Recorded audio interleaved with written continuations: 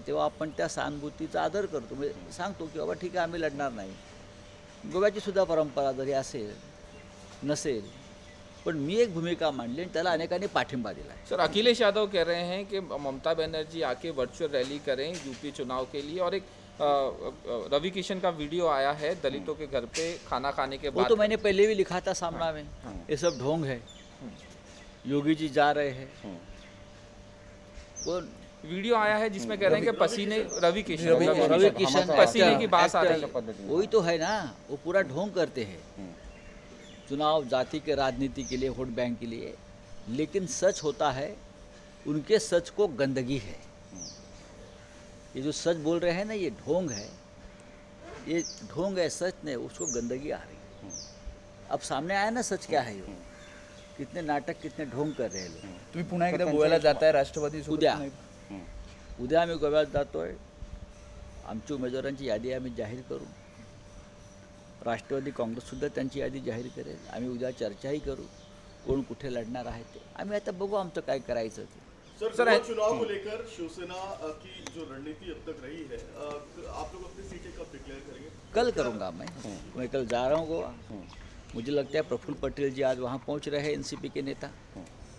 उनके साथ हमारी थोड़ी बातचीत होगी, कौन कहाँ चुनाव लड़ेंगे. उसके बाद दोनों तरफ से अपने अपने प्रत्याशी की घोषणा होगी. ममता बनर्जी के वक्तव्य आलं होतं नाना पटोलेंचं, नहीं मला माहिती. सर ममता बनर्जी के लिए कहा वर्चुअल रैली करें ममता बनर्जी, अखिलेश यादव करना चाहिए. अगर ममता दीदी के वर्चुअल रैली से उत्तर प्रदेश में माहौल बदलने में मदद होती है और अखिलेश को उसका फ़ायदा होता है, तो ज़रूर ममता जी ने वहाँ जाकर व्हर्च्युअल रॅली करनी चाहिए. सर एकीकडे थर्ड फ्रंटबद्दल बोललं जातं, दुसरीकडे गोवामध्ये मात्र टीएमसी तितका प्रतिसाद देताना पाहतो. गोवा एक लहान राज्य आहे. गोवा अत्यंत लहान राज्य आहे. 40ची विधानसभा आहे. प्रत्येकजण आपला एखाद दुसरा उमेदवार निवडून आणण्यासाठी प्रयत्न करतो. गोव्यामध्ये कोणालाही बहुमत मिळणार नाही.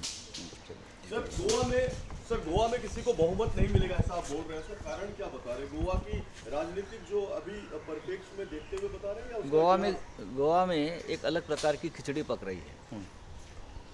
तो किसी को पूर्ण बहुमत नहीं मिलेगा ऐसा तो लगता नहीं मुझे. हर कोई चाहता है कि मेरे 1 या 2 विधायक चुनकर आए और जिसकी भी सरकार आए अंदर घुस जाए. जो गोवा की राजधानी है, बाद में आगे की बात देखेंगे. त्यांचं असं म्हणणं आहे की उत्पल पर्रीकरांना जर भाजपने तिकीट दिलं तर बिनविरोध त्यांना निवडून आणण्यासाठी शिवसेना. इतका वेळ का लावलाय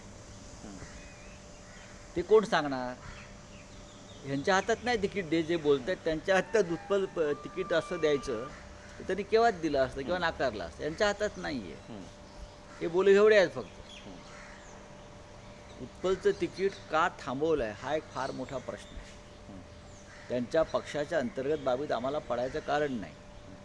आम्ही इतकंच म्हणालो, जर उत्पल पर्रीकर अपक्ष उभे राहणार असतील तर मनोहर पर्रीकरांना एक श्रद्धांजली म्हणून, आदरांजली म्हणून सगळ्या राजकीय पक्षांनी ठरवायचं की त्याच्या विरुद्ध उमेदवार न देता एकास एक लढत करा.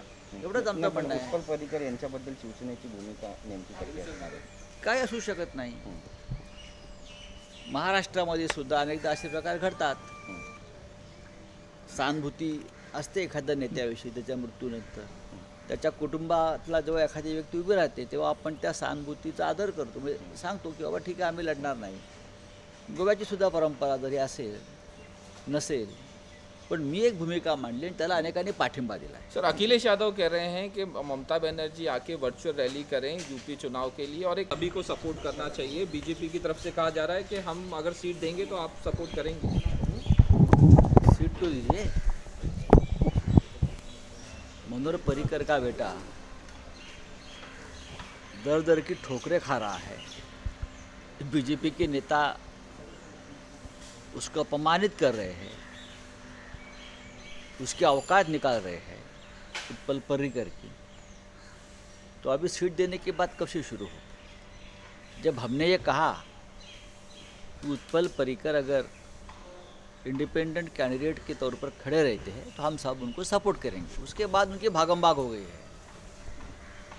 अभी तो उनको सीट देंगे ही, मैं आपको बताता हूँ, देना ही पड़ेगा.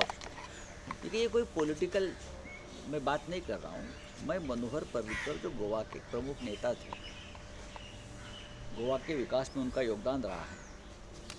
आज जो बीजेपी वहाँ आपको दिख रही है उसमें मनोहर पर्रिकर का योगदान है। आज भी बीजेपी वहाँ मनोहर पर्रिकर के नाम से जाना जाता है। और उनके बेटे को आप उनके औकात निकालते हो।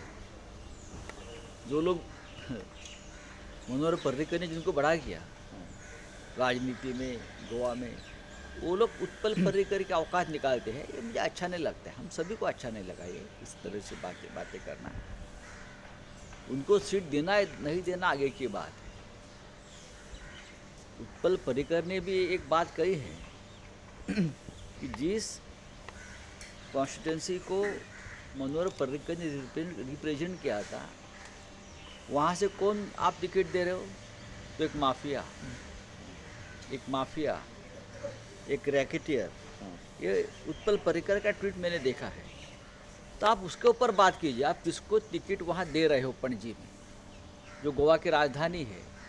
बाद में आगे की बात देखेंगे। त्यांचं असं म्हणणं आहे की उत्पल पर्रीकरांना जर भाजपने तिकीट दिलं तर बिनविरोध